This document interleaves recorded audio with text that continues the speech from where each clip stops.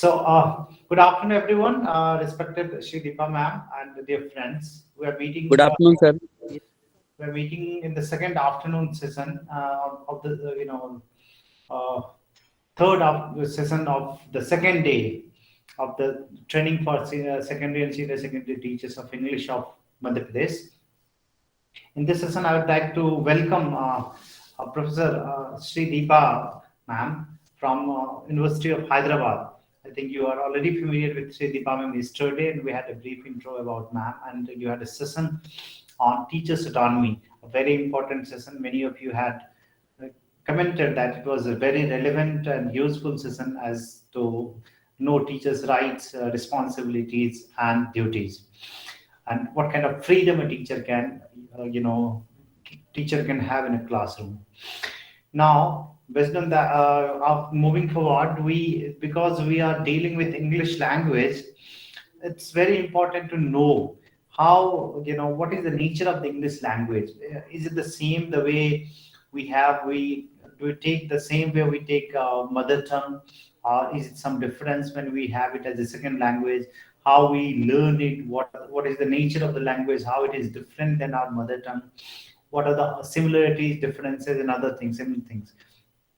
So maybe, ma'am, I would like ma'am to throw some light on what is the nature of language, English language, and how our teachers should take it so that they can deliver it. If they know the nature better, they'll be able to deliver it and have better learning, more learning in the actual classrooms.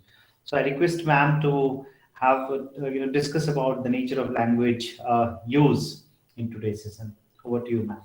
Uh, Thank you, Ganga. One small correction. I'm not going to be talking about English language as a unit.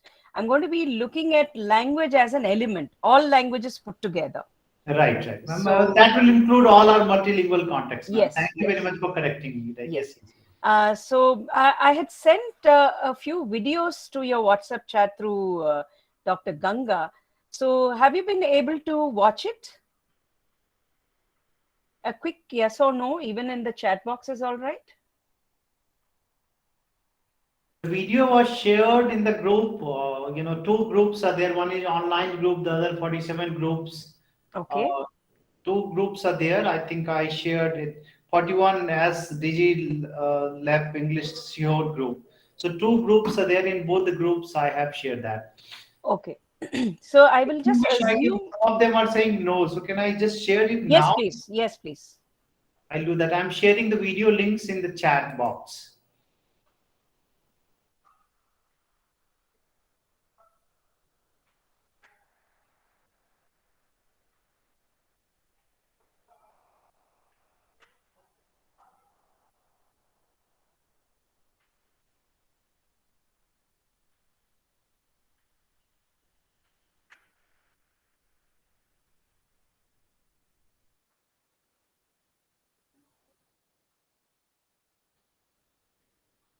Ganga, I don't think the whole text came in because only a few characters are allowed in the chat box. I've given the description of the video here.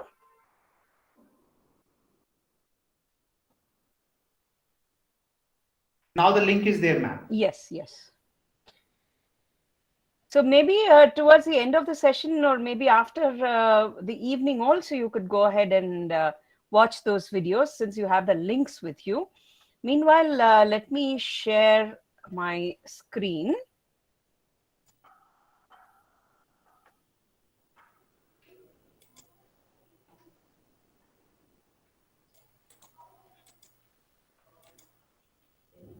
Is my screen visible? Yes, ma'am. Yes, ma'am. Yes. So I'm going to begin today's session with a quotation, which is originally in Sanskrit. And I won't bother reading the whole quotation. Rather, I would be focusing on the nearest translation that is available for this quotation, which says, use language to speak the truth in a way that is non-stressful and is pleasing to others. Do not speak the truth in a destructive language and destroy others, but enable and empower for the well-being of all creatures. Never resort to speaking the untruth, even though it may sound pleasant. This is the eternal path of true value-based morality and dharma.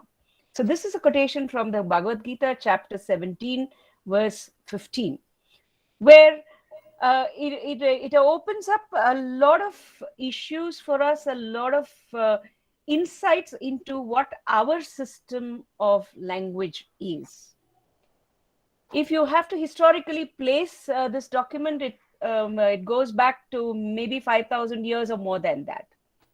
So we come from a land that is the Bharat, or India in today's terms, where language was considered to be something that has to be used with a lot of caution. So we will right away get into today's session where we look at the nature of language itself before we attempt to teach it.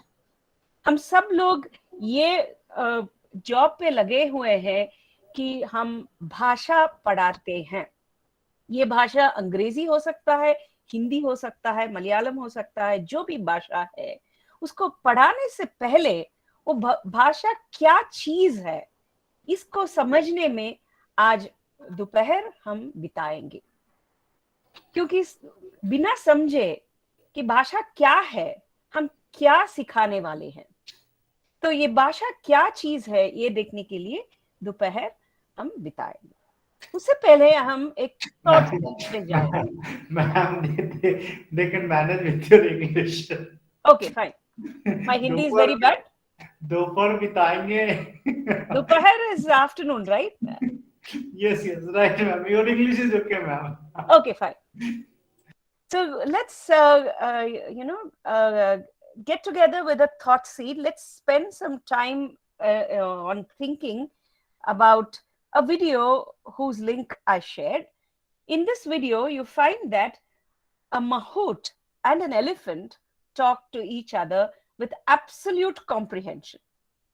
For the sake of today's session, I have put in a small extract which is under Creative Commons license. But if you have your YouTube app installed, and if you have access to that, you can just you can try and search for it. You're going to find loads of videos where the mahout speaks to the elephant, and the elephant and the mahout, both of them understand each other really well.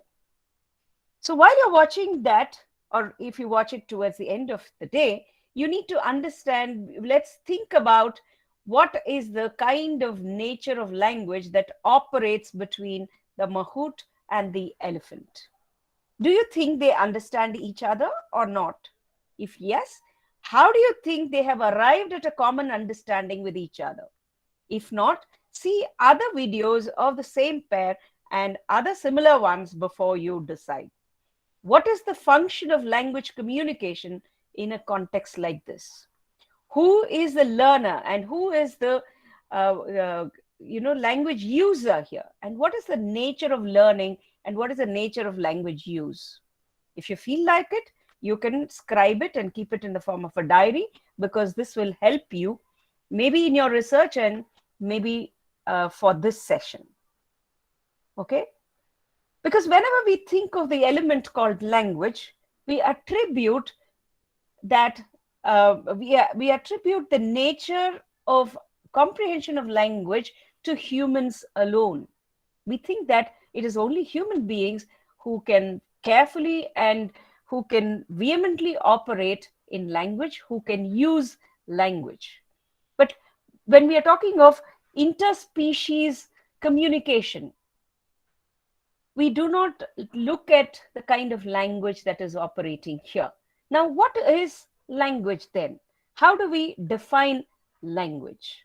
We'll move on to the next activity. So, what do the terms language, language learning, and language use mean to you? Think of your own understanding of these terms. Maybe later we can look up definitions, explanations, etc., available from other sources. If it helps, we could write and keep them for reference later. Any key lines of thinking could include questions like these: animal and human communication. What makes us human and different from animals in terms of communication? Because if you have looked at people who speak to their pets, who understand their pets, if you have seen pets who have understood what their owners tell them, for example, somebody who owns a dog will be able to communicate to the dog, to maybe fetch a ball, to fetch something for them. Maybe they would have told these dogs or animals that they own to go to sleep or to turn over, so on and so forth. So, what is the difference between animal language and human language? If you look at the literature will give you a few attributes as differences between animal and human language. They would say arbitrariness is one in human language, and they're going to also talk about the reflexivity of human language, where you use language to talk about language, so on and so forth. But are we very sure that animals do not talk to each other? For example, you bring a dog from China and put it in contact with a dog in India. Both of them keep barking. But are we really sure that these two dogs don't understand each other? Because studies are not found in this area. But if you look at textbooks in linguistics, they will very clearly tell you that human language is superior to animal language. For example, animal communication happens in a bee colony, it happens in an ant hill, it happens between cats and dogs and interspecies, as you've just seen or going to see in this video clip that I sent you. So animals can talk and can understand human beings. Human beings probably can talk and understand animals. Then what is language? So this question, we need to have a clear-cut directive of, I wouldn't say we will arrive at a clear-cut definition, but we'll be on the way to defining what language is as an element. Because without this, whatever kind of language teaching that we do would be deficient. So this session will take us through what is the nature of language by asking a lot of questions and thinking on those lines. So one more video is played here on animal language. The link is posted to you. You can watch it a little later. And you can think of the ideas, your own ideas and belief systems on animal communication. Because research has shown that many primates could be taught sign language, and they could be taught to ask humans through sign language that they want milk or that they have had enough food, so on and so forth.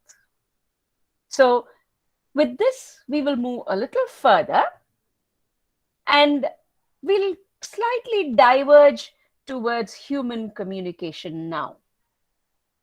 We define language by what it does. The usual definitions that are available about language is that it is defined as a vehicle of communication. It is something that is used, it is a tool for communication.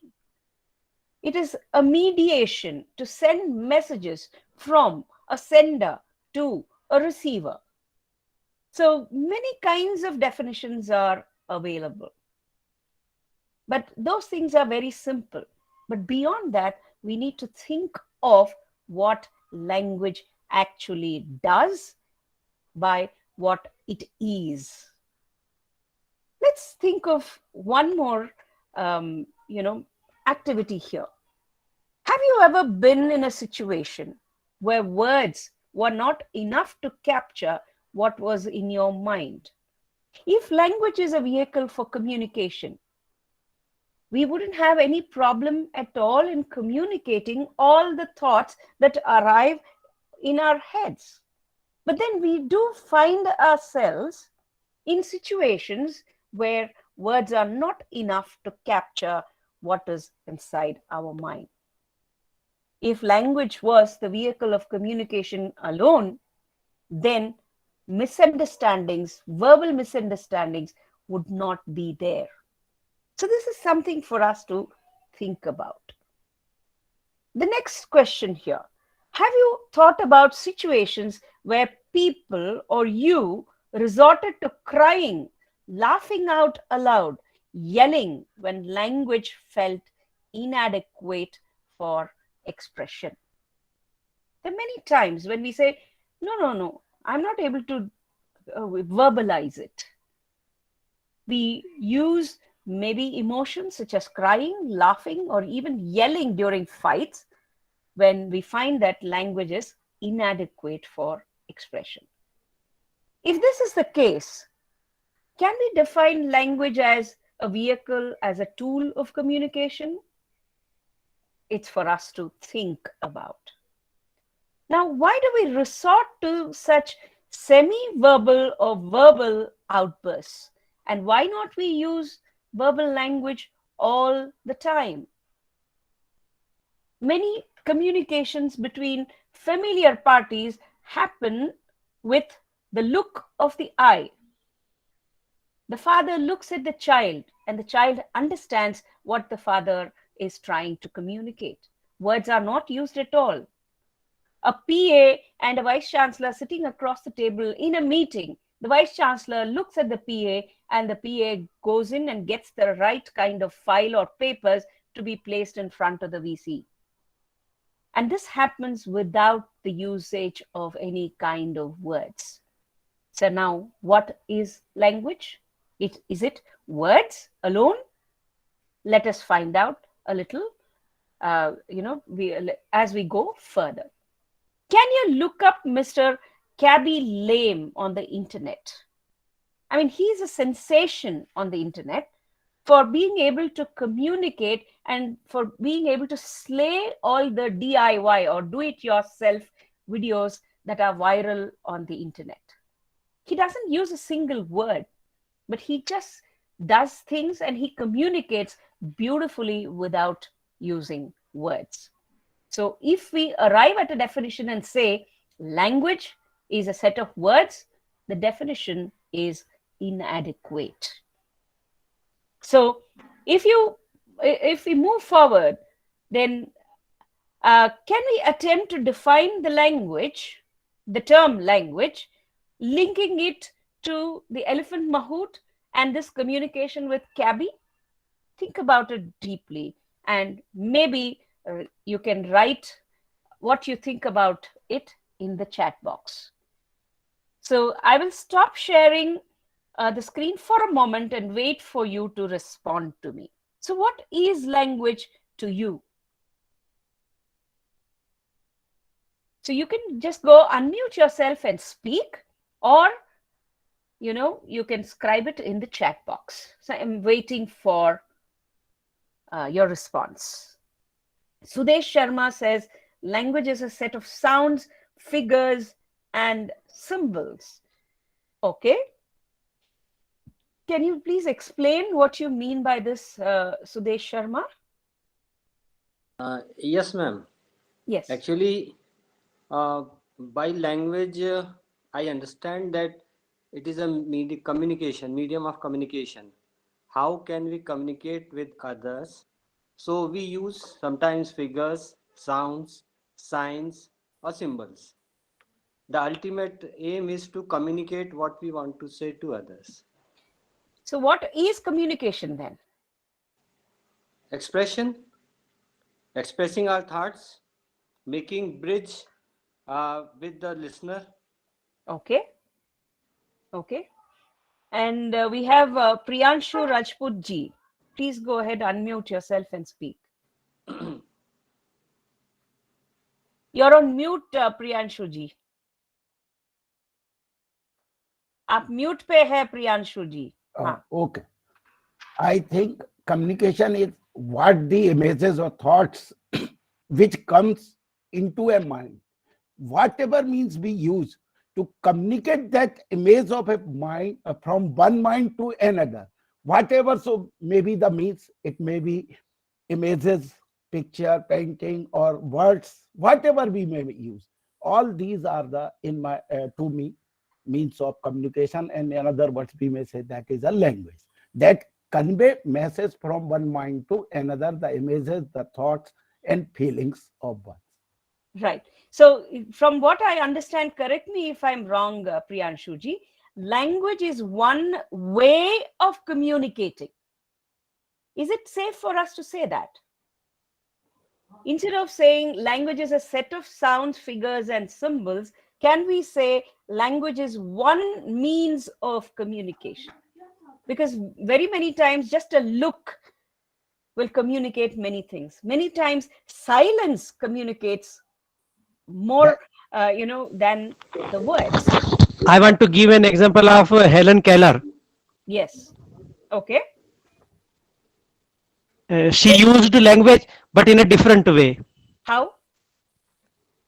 through symbols and through touching the leaves and all those things. Correct. That was also the language for her. Right. I agree with you. I agree with you, Qureshi. Any other thoughts on what language is? In other words, yes, Vijay Tiwari ji.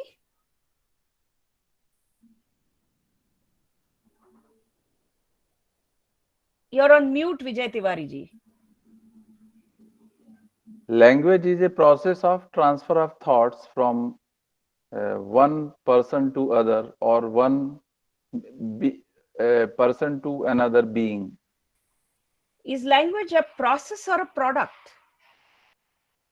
It is a process, not a product. How so? Because we use different signs, sounds, so it's a process. If you're able to identify 1, 2, 3, 4, then it becomes product. If you're Okay. identifying steps, it becomes process. So are these items that you're talking about, or are you talking of the steps here? As far as I understand, ma'am, Mhm. language to me is a process as well as product. Okay. So we'll just pick that up a little later. Okay. Priyanshu ji, do you still want to say something else to add No, to ma'am. this? Thank you. Right. Because your hand is raised. So if you Oh, can just sorry. put your hand down somewhere, Yeah. there might be some button. Akanksha Bhatt ji, yes. Ma'am, in my opinion, language is the expression of feelings, thoughts, and emotions. Okay. Feelings, thoughts, and emotions. Let me pick up on this word feelings and emotions. Yes, ma'am. How do you We can think language? Yes, go ahead. ma'am, we can express it through gestures and through sign language and through expression also. It's not necessary we have to write down. It should be in a written form, or it should be in a oral form. We can express through expression, gestures through. Right. Amanji, the last one, and then I'll go back to the presentation. Amanji. Aman Silotia. Yes, Speak up, please.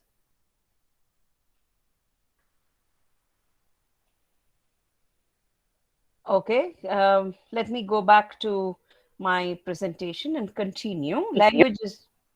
Are you speaking, Amanji? We're not able to hear you. yes, ma'am, I am speaking. हाँ, बोलिए. Ma'am, I am saying that language is a,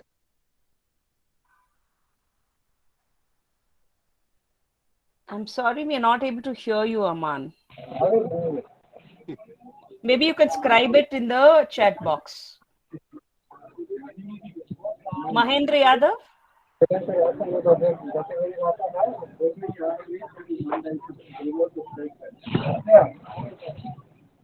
Okay, we're not able to hear you. So let me go back to the presentation.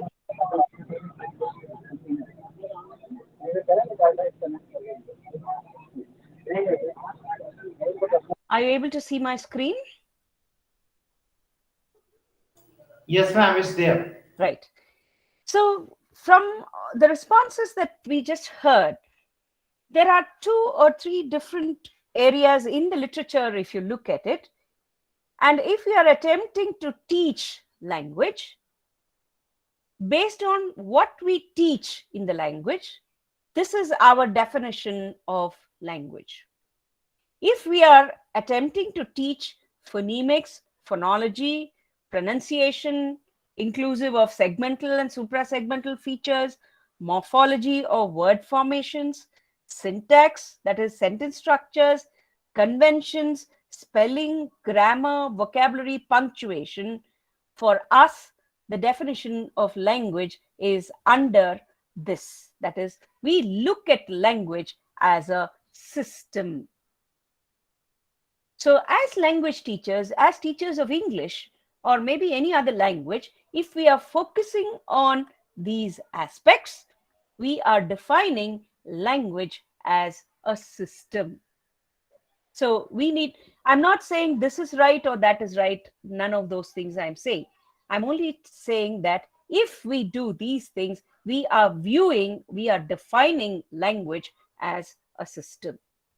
There are various people who have spoken about, how language is a system, maybe people like Sasua, linguists, many of them. I'm not going to go into the details of those linguists now. And if we are focusing on language in context, such as language as a discourse, if we look at language as context dependent, if we look at language arrangement in the form of collocations, if we look at language and if we are teaching language in terms of formal, non-formal, informal contexts, if we are looking at registers, if we are looking at situations, if we are looking at genre, if we are looking at media language, if we are looking at legalese, medicalese, etc., if our focus is on textual conventions, then our definition and our view of language falls under this purview of language as discourse. We're looking at language as discourse. So whenever we say situational language teaching, whenever we say whatever, at the post office, at this, so this is a formal expression, this is an informal expression. We are taking into account the area, the surroundings, the immediate surroundings of this language use and language expression. So when we say language as discourse, we identify, we acknowledge the fact that this one sentence belongs to a context. This one sentence belongs to a paragraph. This one sentence belongs as the title of the essay. So if we are looking at language as discourse, this is what we attempt at teaching, and this becomes our definition. In the earlier example, where language is a system, we look at independent units that occur in language. For example, minimal pairs in pronunciation. For example, the stress, independent words are taken. For example, in a word like examination, so the stress falls on the nay. So you're looking at just the word and just the area, the place where the stress happens. When you add the shun towards the end of the word examine. So when you're viewing language as a system, you identify this system as... Can we just mute ourselves if we are not speaking? And if we are looking at word formations, Dr. Ganga, can I just ask you to mute those participants if they're not speaking to me or to the group? I'm trying to do, ma'am. I'm trying. Okay. I'm on track. Just give me a minute. Okay, okay. Amit, I could not mute him, so I removed him. So those who will disturb like this, I have no choice but to remove. I tried muting him thrice. I could not mute him, so I had to remove him. And then he cannot join back. Thank you, Okay. ma'am. Sorry for the Yeah, disturbance. no issues. So if we are looking at grammatical structures, for instance, if we are teaching grammatical structures, we just take one sentence and say, this is the verb inversion. This is where the subject object should be. This is where this is the subject and this is the predicate. You just look at the sentence, and this sentence is bereft or devoid of any kind of a context.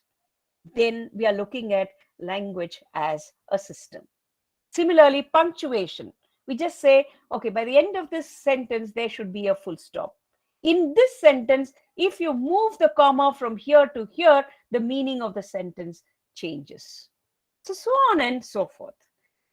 And if we say language, if we look at language as discourse, we identify, we acknowledge that this sentence does not have an independent existence, but is a part of the entire paragraph, or is the part of the entire dialogue, is the part of the entire speech, because we cannot look at this sentence without the context. So language as discourse and language as situation dependent. This is applicable equally to all the languages. So whatever we are going to talk about this afternoon is not limited to English. And let us, if we move further,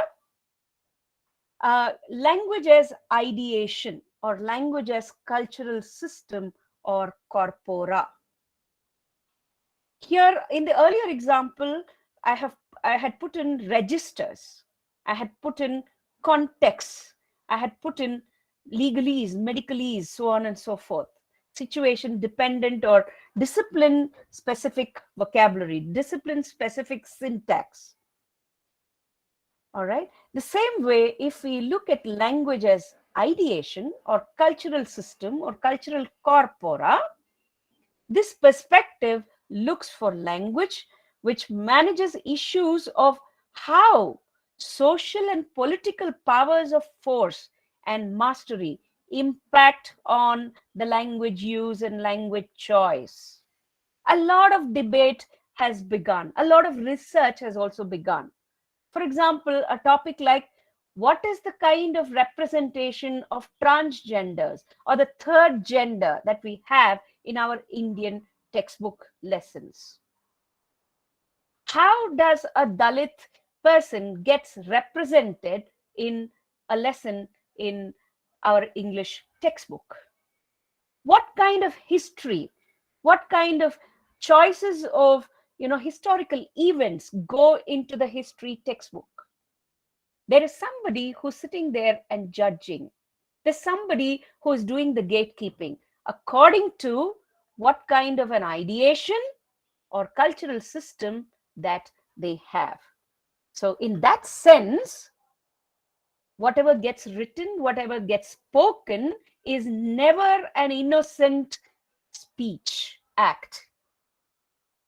Even though it may be in the same context here. The context here could be the classroom. The context here could be at the post office. So what kind of language a person uses is heavily dependent on what kind of an ideation this person comes with. There might be some people who use language in a particular way. And whatever language that they use, whatever linguistic items that they choose, will be dependent on what kinds of ideas they have in their heads. Let me quote the example with the permission of Dr. Ganga here. Many meetings we had, and I, as Dr. Shree Deepa, the person, got known to the entire group as a person who is an activist for equality in human rights.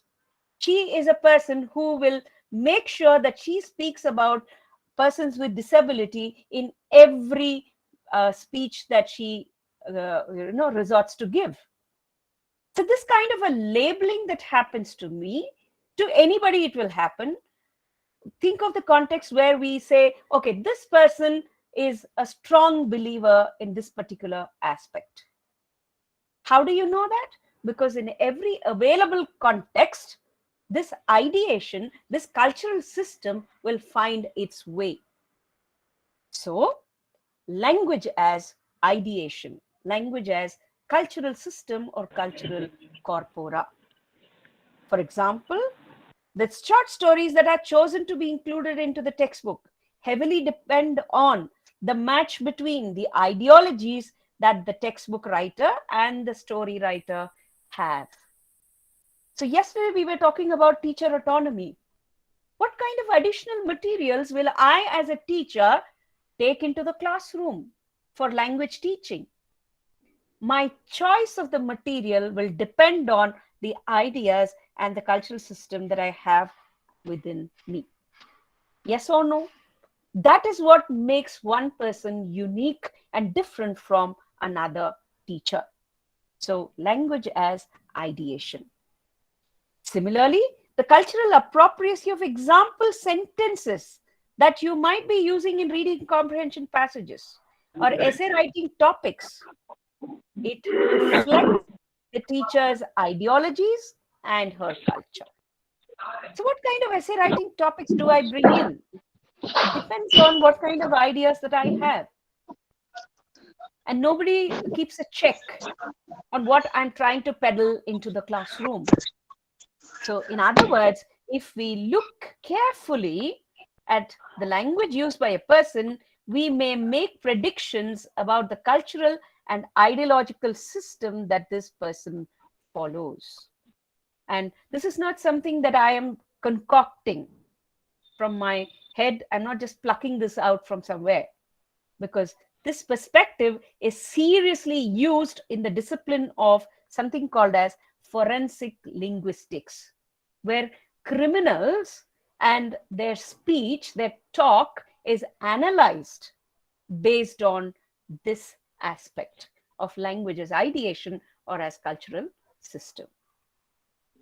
And when we come to our Indian context, for example, one of the speakers who's going to speak to you later this afternoon, she is not a very good speaker of Hindi, but she's a very good speaker of English. So when I casually had a conversation with her, but she speaks other languages, other Indian languages along with English. I speak 5 languages in all. So she understood that butterflies in my stomach and mere pet mein choohe daud rahe hain have the same meaning. But in English, the idiom butterflies in my stomach indicates something that's very different from पेट में चूहे दौड़ रहे हैं. पेट में चूहे दौड़ रहे हैं, correct me if I'm wrong, is when a person says, I am terribly hungry. Then we use this expression, पेट में चूहे दौड़ रहे हैं. So this person might, पेट में चूहे दौड़ रहे हैं, this might, be translated by a person who doesn't know the language into the same meaning that butterflies in my stomach. Butterflies in my stomach is something that's uneasy, some kind of a feeling that you get when you are actually taking a ride on the, on a giant wheel, something that you're very sensitive about. It's some uneasy feeling inside your stomach. That is the translation or the idiom, butterflies in my stomach. But in Hindi, पेट में चूहे दौड़ रहे हैं.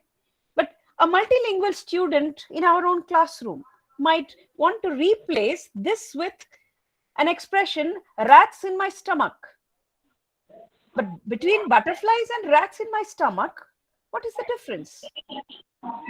The meaning is very different, because this child who is multilingual, who knows Hindi, might have translated and said, okay, butterfly to छोटा सा जो hunger है, छोटा सा जो भूख है, उसको butterfly in the stomach बोल देंगे, बड़ा सा जो भूख है, उसको rats कर देंगे. So, but this kind of an issue will come in a multilingual context in our classroom.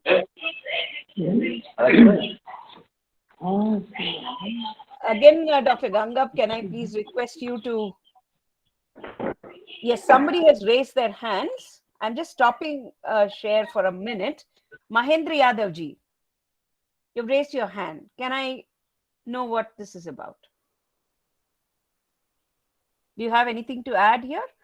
Vijay Tiwari ji, yes? Ma'am, you have presented the very interesting aspect of language.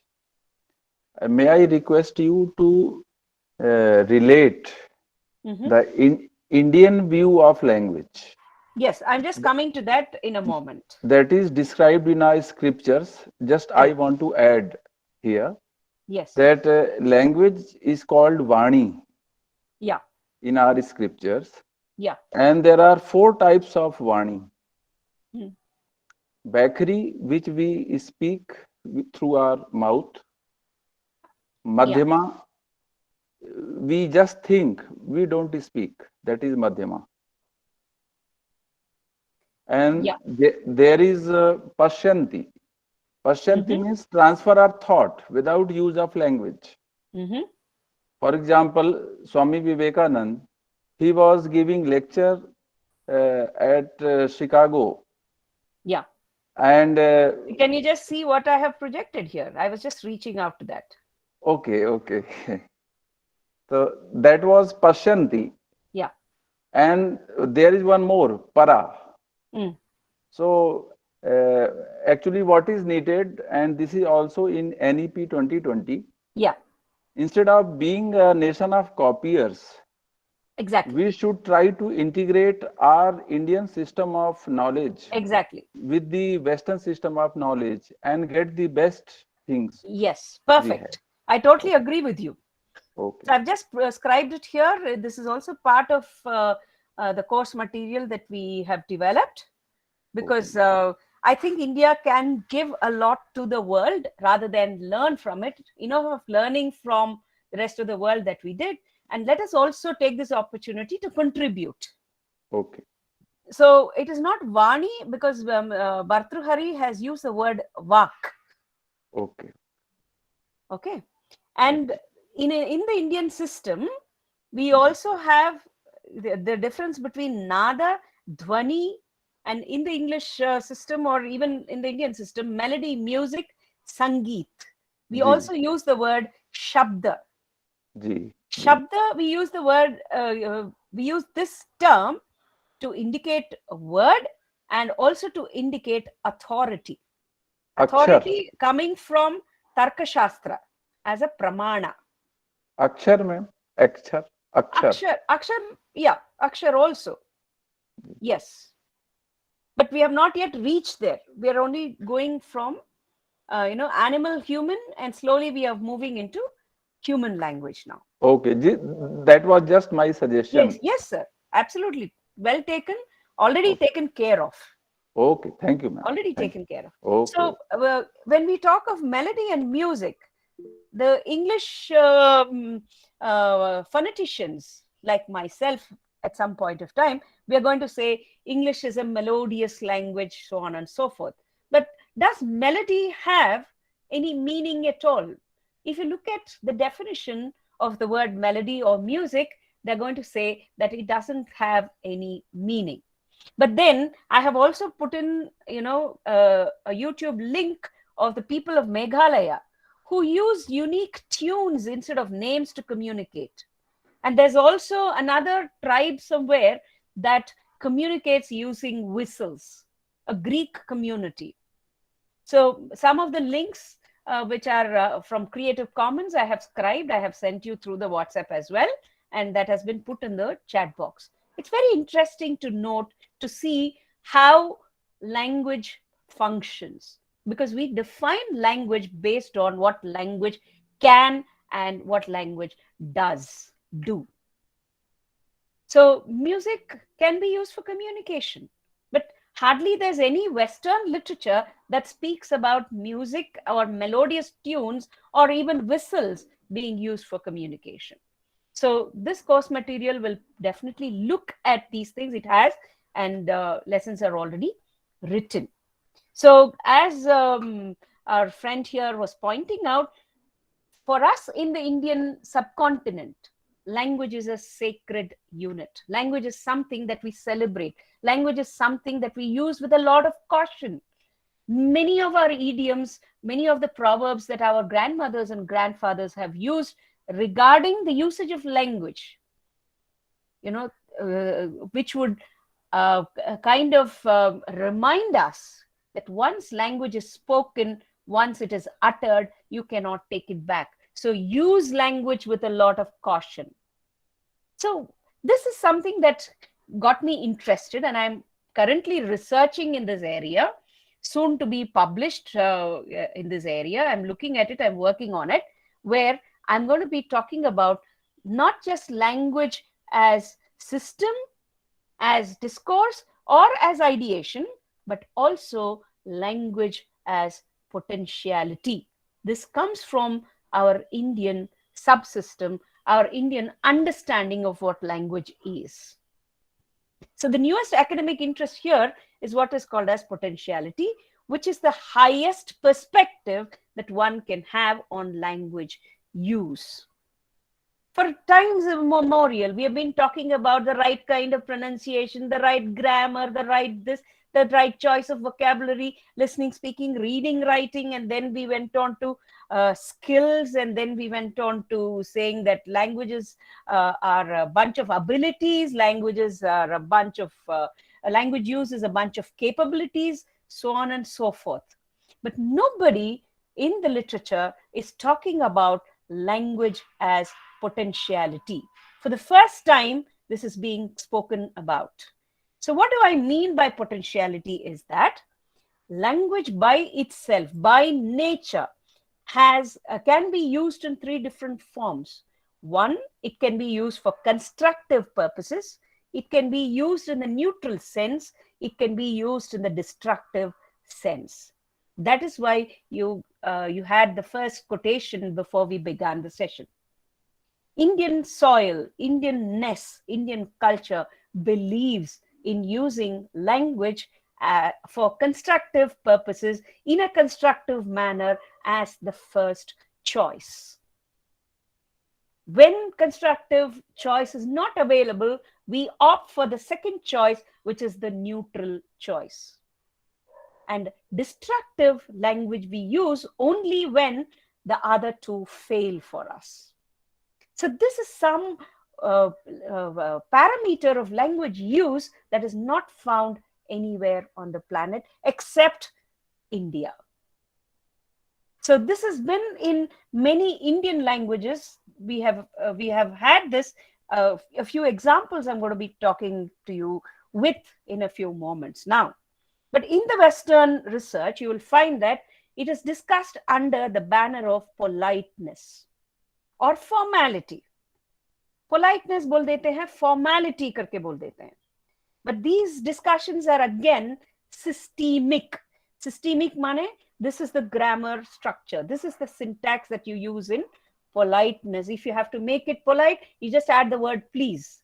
But that is something that I'm not very happy about, because I heard Ganga Mahato speaking the other day in a different platform, where he was talking about the emptiness of all the call center executives who speak to you. They say, oh, I'm so sorry, ma'am. I'm so sorry, sir.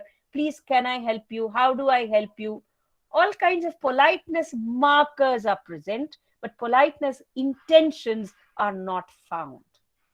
So this is a new area, new way of looking at language as potentiality. Though language is system, context, and culture dependent, the highest potential of it trying to be neutral, destructive, or constructive is the potentiality of language. And the choice lies with the language user. It is the user who decides whether he or she can be constructive, should be constructive, neutral, or destructive.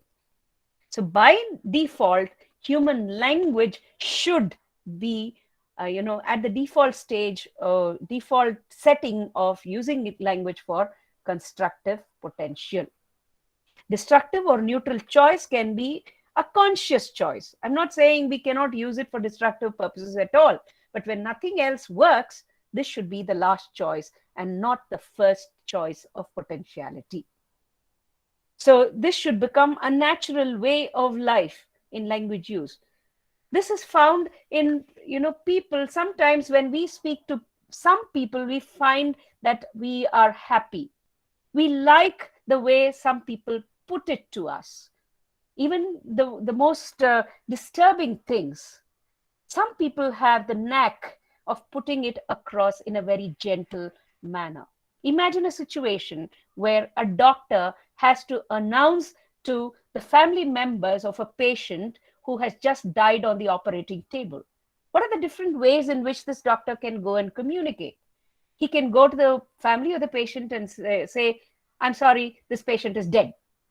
Or he can take the effort, he can put in the effort to soften the blow, make them feel comfortable, and put the words in string the words in such a format that it is least hurtful for them. So language potentiality is a reality in terms of language use. So in India, this is quite natural because we have a lot of good orators who use language for constructive purposes, who use language in a constructive choice, and try as far as possible not to hurt the sentiments of many people. As far as it's not possible to not hurt all of them, but as far as possible, they try and use language constructively.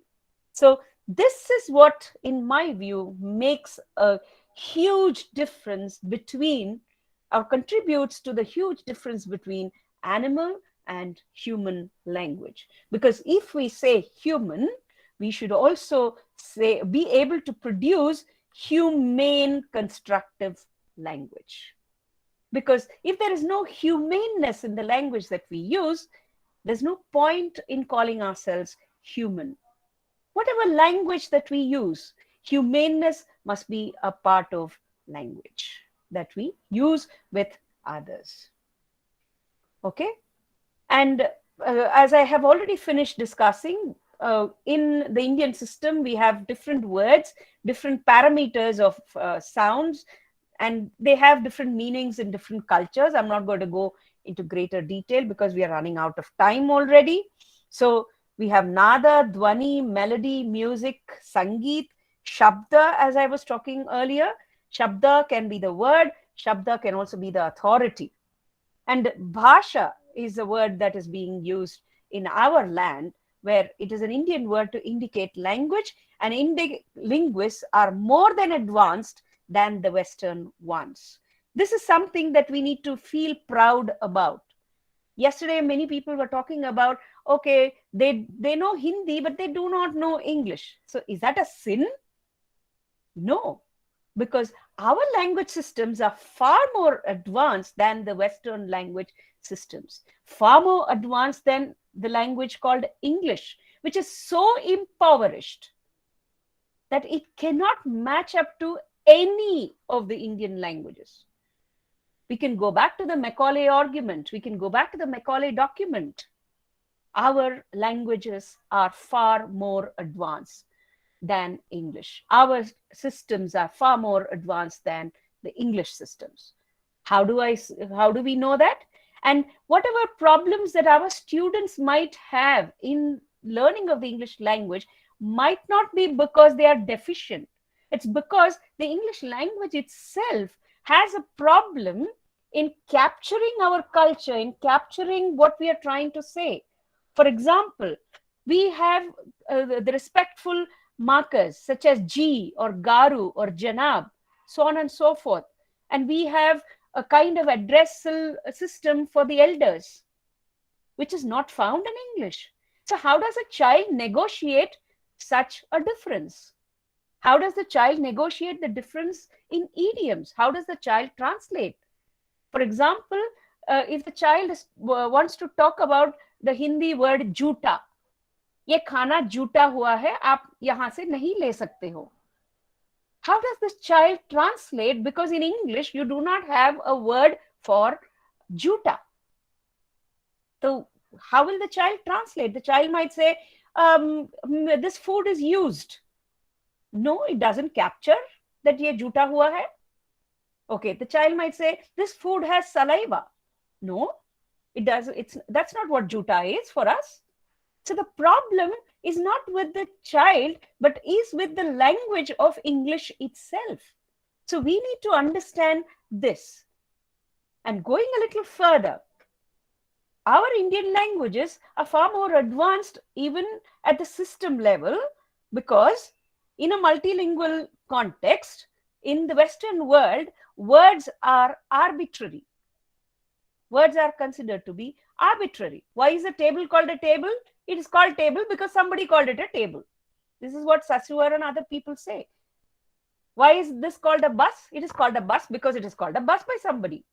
But that's not the case with our Indian languages. For example, our names have meanings. You have your own names, right? And each of those words has a meaning. But if you look at English names, for example, let me take the word Thomas. What is the meaning of the word Thomas? Maybe it is a character of somebody who's found in such and such a book. Fine. But what does the word mean? No idea. What does the word table mean? You go to the dictionary, you find out and say it is something that has, something placed on it which has 4 legs, all of that. Fine. But Indian languages are not like that. Even nomination or nominal, the nouns will have meaning. For my name, for example, Shree, Deepa, can be translated into Mahalakshmi, lamp, or something like that. But in the other, in this language called English, we do not have a direct answer. So maybe these are the problems with English itself. All right. So with that, I'll just take a short break and I'll stop sharing. I'll wait for your responses on this. So maybe the chat box, or go ahead, unmute yourself. Mahendra Yadav ji and Vijay Tiwari ji, please go ahead. Ma'am, I'm really very much thankful to you in speaking the truth, because we are most afraid of the truth. We are most afraid of the truth, and you have spoken the truth comparing the Indian languages and the English. We can use English as a window to the world, but exactly, we should not use English to continue the colonial mindset. Correct. So I totally agree with you. I'm really thankful to you being in such a good position and speaking truthfully. Thank you very much. Okay. Yes, Mahendra Yadav ji, your hand is raised.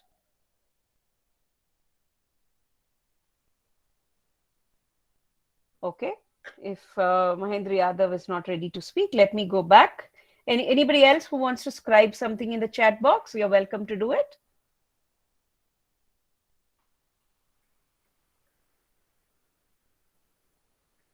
All right, none in the chat box. Maybe I'll wait for a little later, maybe, not an issue. We'll go back to some contemporary language thinkers from Asia who made a mark in the discipline. Very often in our literature, we are taught about Sasuar, we are taught about Halliday, we are taught about various other linguists. But isn't it time that we spoke about our own contribution from our continent, from our land? We have Kumara Vadivelu here, who spoke about language as a system, language as discourse, and language as ideology. And he also talks about, Chomsky for system, and Halliday and all of these people for discourse, and Bernstein and Fairclough for ideology. We have Kanakaraja from Sri Lanka, where he looks at language as a seat of power with the native or the non-native orientation. in this particular text. He questioned linguistic imperialism, as you had rightly raised just now, by examining the way language use is criticized as erroneous when used by a non-native speaker. So there's a huge divide between native and non-native speaker. This is very vehemently peddled by English language teachers and English language, whoever, the British Council or whoever. Slowly it is losing its hold on to our Indian, subcontinent users. Because who is a native? A lot of research and a lot of dialogues a lot of debates have been happening on how do you define who a native speaker is. So people who teach pronunciation, I have also taught pronunciation for some years. I have trained teachers on pronunciation for a lot of years. But then whose approximation are we looking for? Is it the British English? Is it the American English? Is it the Australian English? Is it the Indian English? Is it the Telugu English? Is it the Hindi English? A huge question is in front of us. But as teachers, we don't look at those questions and we only say, just because we are able to, produce some of those accents properly, we say we approximate to the native speaker. Yesterday also, there were quite a few inputs on whose approximation we need to follow. So is it British English or what? Doesn't matter. As long as the communication happens, where's the problem? And if a native speaker, so-called quote unquote, makes a mistake, it is accepted. But if a non-native speaker with brown skin makes a mistake, it is termed as erroneous. That is what Kanakaraja raises in his talks, in his writings, in all of his research. And then we have our own N.S. Prabhu, who is a product who's closely associated with RIE and NCRT and the ELT community at large, and the first person who had put Indian ELT onto the global ground was N.S. Prabhu. So he speaks about Hallidaian concept of language as having a pragmatic or methetic function, and argued that the methetic perspective, so on and so forth. I'm not going to go into details of what Prabhu said. And we also have almost a contemporary, very sad that we lost him very recently, Professor N. Krishnaswamy. So somebody was talking about, English as the window to the world. It was for the first time that Professor Krishnaswamy spoke about English as being a window to India. Now that we know the language, let us use the language to show the world what India is all about. So we have such great stalwarts in our own Indian ELT, playground. So we should not forget the contributions of all of these people. And if we don't talk about them in our classrooms, in our teacher-educator programs, who else is going to talk about these people and their contributions? Why aren't we proud about our own people? Why is it that we need a Gora from outside, or maybe a publication that comes from somewhere else? Aren't we good enough? We are good enough.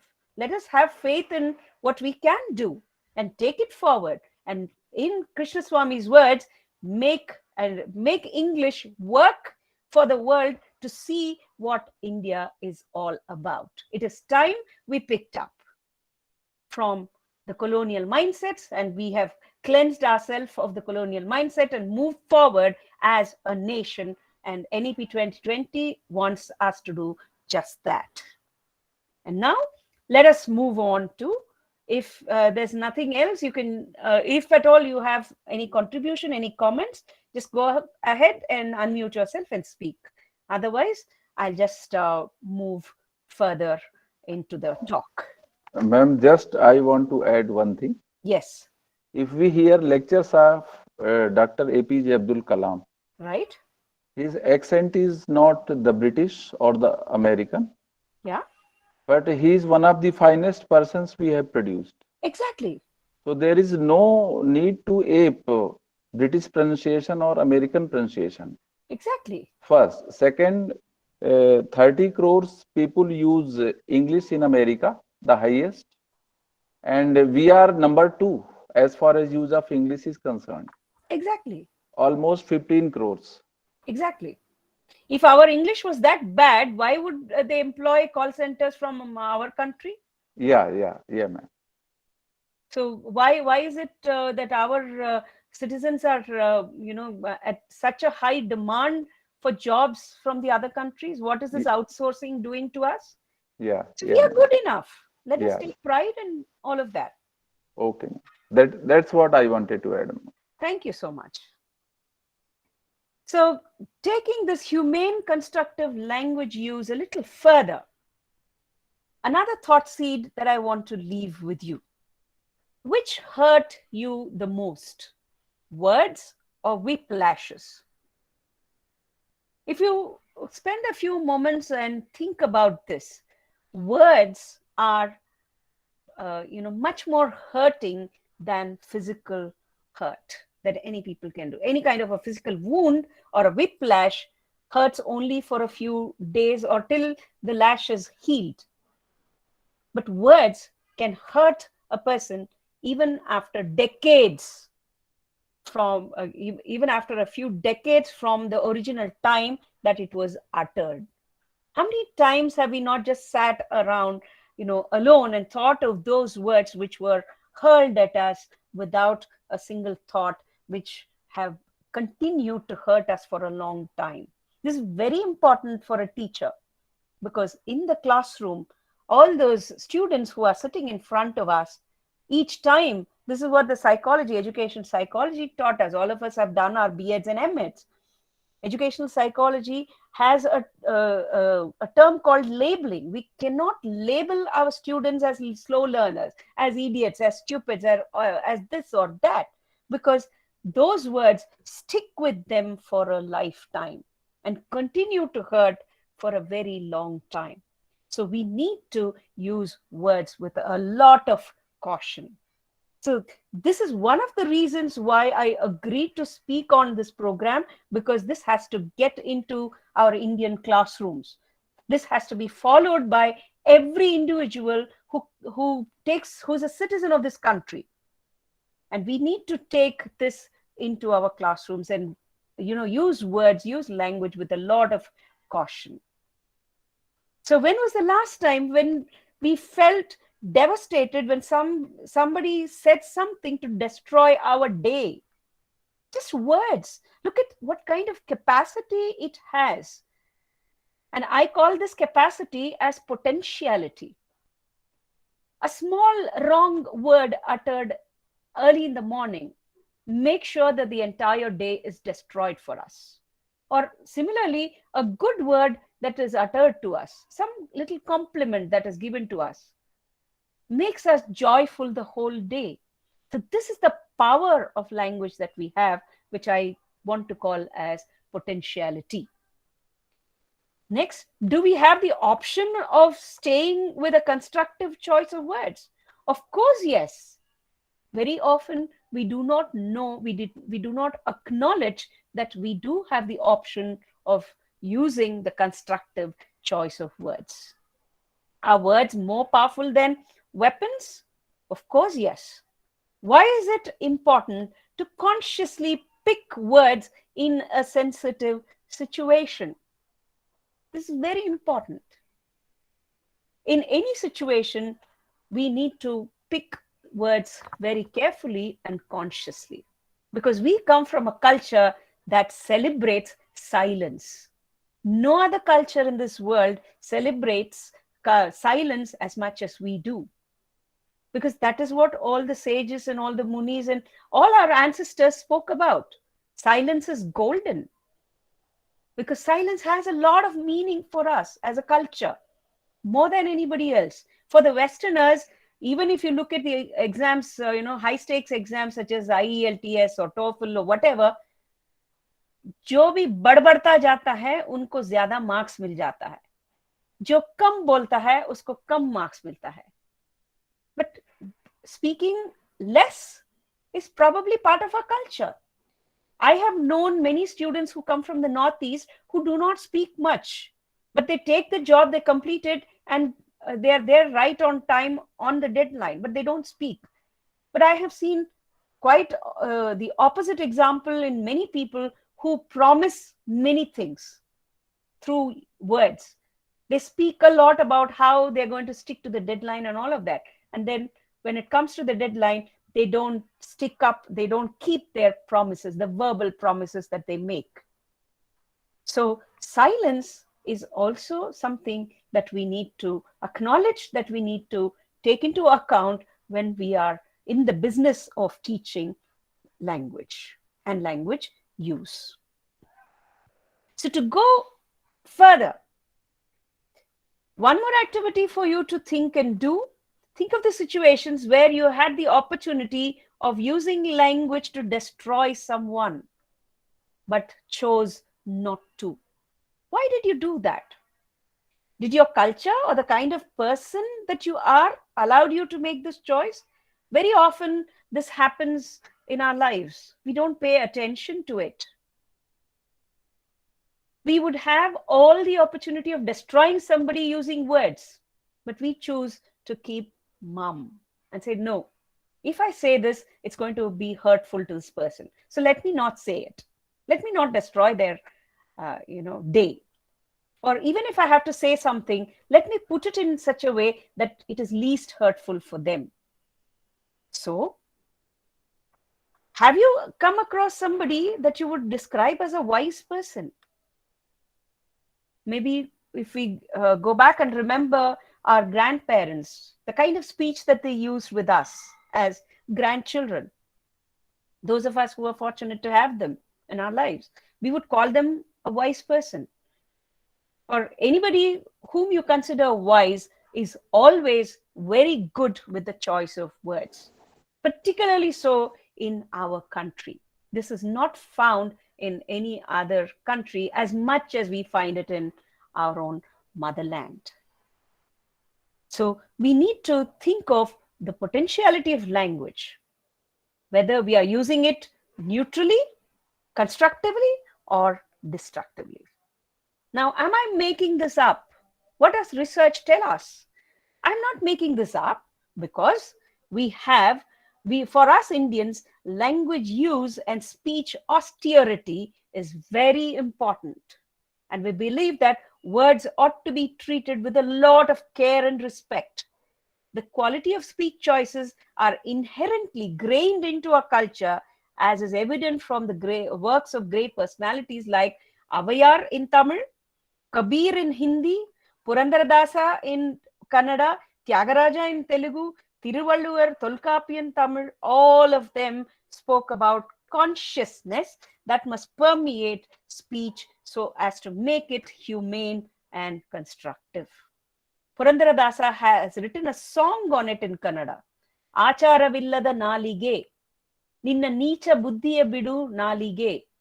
So there are songs written about it in our country. There are huge bodies of work, poetic works that are written in our country about speech austerity. So we need to take this opportunity to teach the world how speech must be produced, how language must be used in a constructive manner as the first choice. So making English as a window to India. So going back to my earlier quotation from the Bhagavad Gita, which says, use language to speak the truth, because we as a culture, we believe in truth. Satyameva jayate. No other part of the world, proclaims this, talks about this.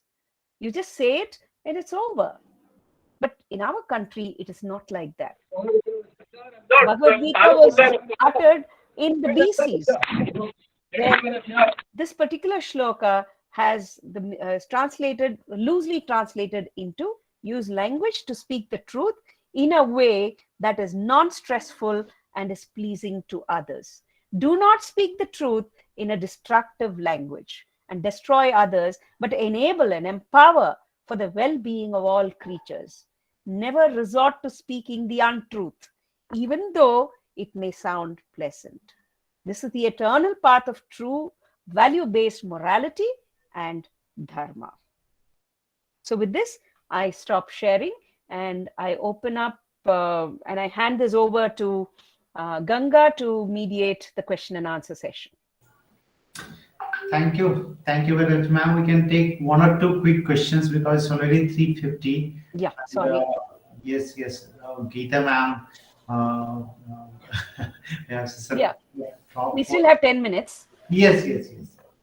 Can we So- have any questions? If you have quick questions, although ma'am has been taking questions in between as well, so I think there should be less. But still, if there are questions, please feel free to unmute and ask. Bhavesh Sali and Mahendra Yadav, you have your hands raised. Any question by Bhavesh ji or Mahendra ji?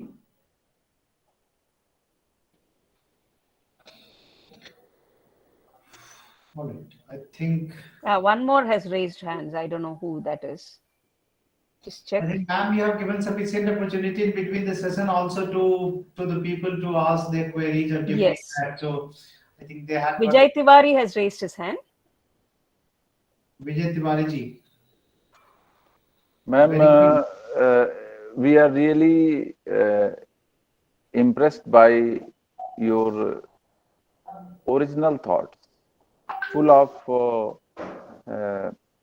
glory of our land, and we are thankful for such a fine discourse given by you. But we would like to continue to have conversation and your guidance.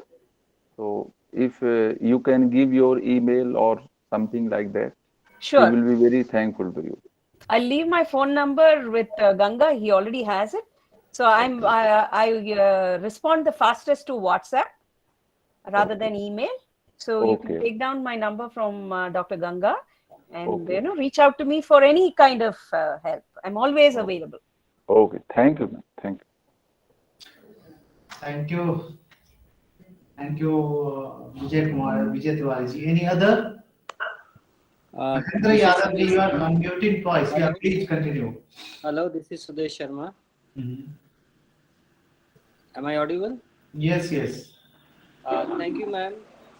You explained in such a way that language has become something more than expression. And I had a very little knowledge of what language is. But today's session has made me a very good person about language, especially nation pride. I liked it. Thank you, madam. Thank you. So, thank you very much. I think, ma'am, you can see that people, most of them have kind of a lot of appreciation for you. So it had been a really wonderful session, making people aware about how languages function, how it works, and how it should be taken, how it should not be mistaken also, how it should not be taken. So that way they are more aware now, and this will certainly help them also devise their strategy when they teach language at the classroom level, whatever language, whether it's English or Hindi or any other language that they teach in the classroom level. So thank you very much, ma'am, for making them aware about the topic. I'd like to thank on behalf of all the participants. I'd like to thank you, and maybe as they expected that they expect some more conversation to continue. Once we find some more platforms, I request you again to join and share your inputs on some other topic or this topic again. So thank you very much, ma'am, for joining, and it has really been very, very wonderful. No words can express our gratitude to you, ma'am. Thank you very much. Thank you so much, Ganga. Thank you thank you to all the participants who have been patient listening to me for 2 days back to back. Thank you for your patience and your tolerance of me. Have a good day. Yes. Over to Ganga for the next session. We'll meet in next 10 minutes. We'll meet at 4 or 5. 4:05 पे, because I cannot keep Deepa ma'am, Geeta ma'am waiting. A very senior and a very good professor, grew up most of us. So let's grab a quick cup of tea or some water and get ready for Geeta ma'am's talk. in next 10 minutes we'll join back. So that means 4 or 5, 4:05 पे हम लोग join करते हैं. Thank you, Ganga. Mahendra Yadav ji, Yes, you ma'am. have your hand raised. I So, left them for can 10 you- minutes, then they'll join, ma'am. Yeah. No, I Yeah, understand. okay. 10 Fine. minutes break so Kripa that they can Saxena. re-energize themselves, ma'am. Yeah, but some of them, anyway, you have given us 10 minutes. They will join back, ma'am. They will Yeah. join No, back. no, Some of they them have have- raised their hands, Ganga. If they want to speak, they can. That's what I mean to say. Those who are there, if they have something to add or comment, it's like a leisure session when like back-to-back session when happens when you are there in face-to-face mode. Then some of them go out for a cup of tea, some of them go out for a walk, and some of them go after the resource persons. Ma'am this, ma'am that, ma'am that. Remember that. So that kind of session is open now. Both resource persons are available. So while you can also talk with the resource person of the previous session, Deepa ma'am, Geeta ma'am is also there. So you can have chit chat, a bit conversation, or adding something or commenting something. You can do that. Thank you.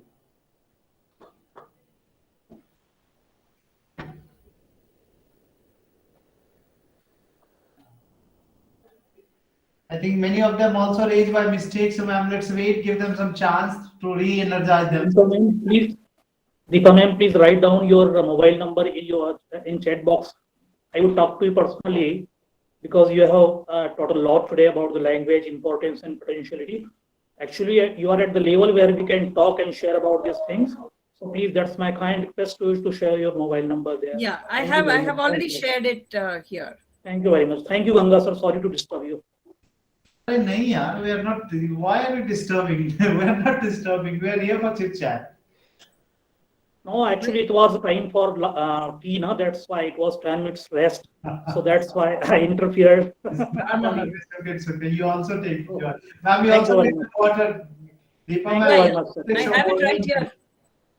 मेरे पास है. Yes, same here. Yeah, sure, madam. We will talk about everything there personally also. Right.